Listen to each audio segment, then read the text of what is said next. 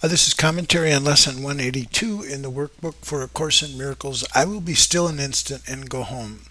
There's a wonderful technique in this lesson that turns around our sense of weakness and gives us a sense of strength, in that it mentions that our goal of remembering this true self of love, this one self that God created as the Christ, as his one Son, which is what we are, is that this self inside takes the form of a little child that's asking us, please, to let him return to his home. And so that is seen, that our role is seen as liberating this child, returning this child to the home that is his true nature. And so it calls upon our strength in this practice to take a look at the longing that's in our hearts for what we really truly long for, this love, to recognize that the living in this world as an ego, as a body, as that kind of self, is not going to satisfy. That there is this home inside of us, this longing for this true home, and that's what's calling us forth in our practices. So let's go through this lesson here. I will be still an instant and go home. This world you seem to live in is not home to you, and somewhere in your mind you know that this is true. A memory of home keeps haunting you, as if there were a place that called you to return, although you do not recognize the voice, nor what it is the voice reminds you of. Yet still you feel an alien here from somewhere still unknown.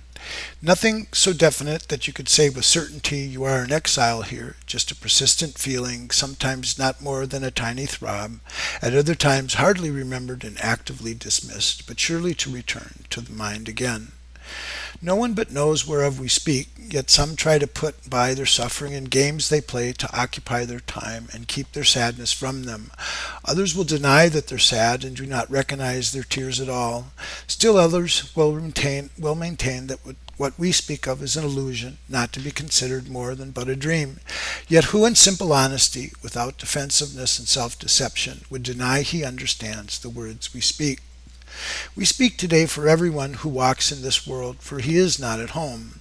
He goes uncertainly about in endless search, seeking in darkness what he cannot find, not recognizing what he seeks. 1,000 homes he makes, yet none contents his restless mind. He does not understand, he builds in vain. The home he seeks cannot be made by him. There is no substitute for heaven. All he ever made was hell.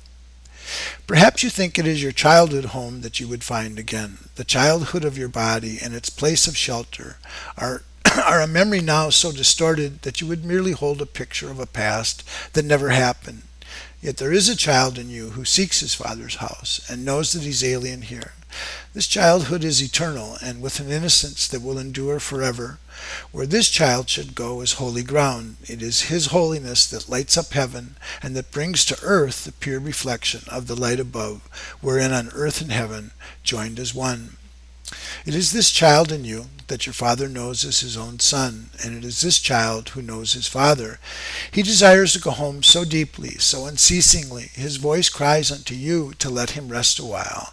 He does not ask for more than just a few instants of respite, just an interval in which he can return to breathe again the holy air that fills his father's house. You are his home as well, and he will return. But give him just a little time to be himself within the peace that is his home, resting in silence and in peace and in love. This child needs your protection. He is far from home. He is so little that he seems so easily shut out, his tiny voice so readily obscured, his call for help almost unheard amid the grating sounds and harsh and rasping noises of the world. Yet does he know that in you still abides his sure protection. You will fail him not. He will go home, and you along with him. This child is your defenselessness and your strength. He trusts in you. He came because he knew you would not fail.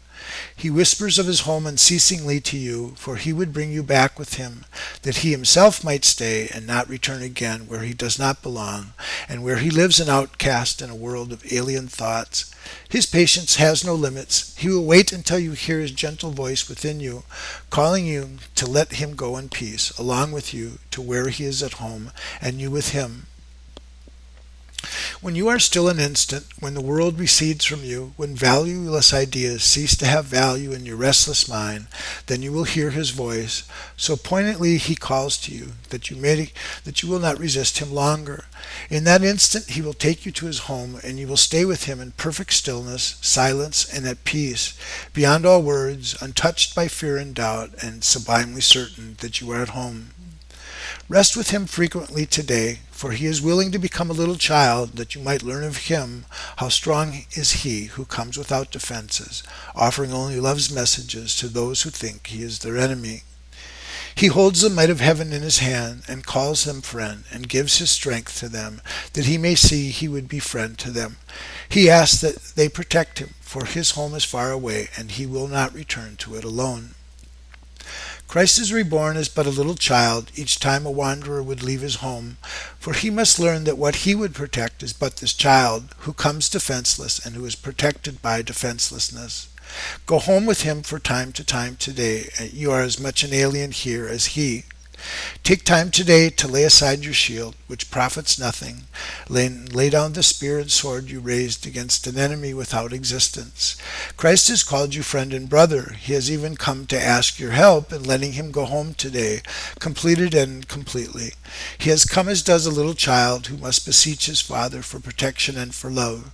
He rules the universe, and yet he asks unceasingly that you return with him and take illusions as your gods no more. You have not lost your innocence, and it is for this you yearn. This is your heart's desire. This is the voice you hear, and this the call which cannot be denied. The Holy Child remains with you. His home is yours. Today he gives you his defenselessness, and you accept it in exchange for all the toys of battle you have made. And now the way is open, and the journey has an end in sight at last. Be still an instant and go home with him, and be at peace a while. Okay, that's it for today. Thank you.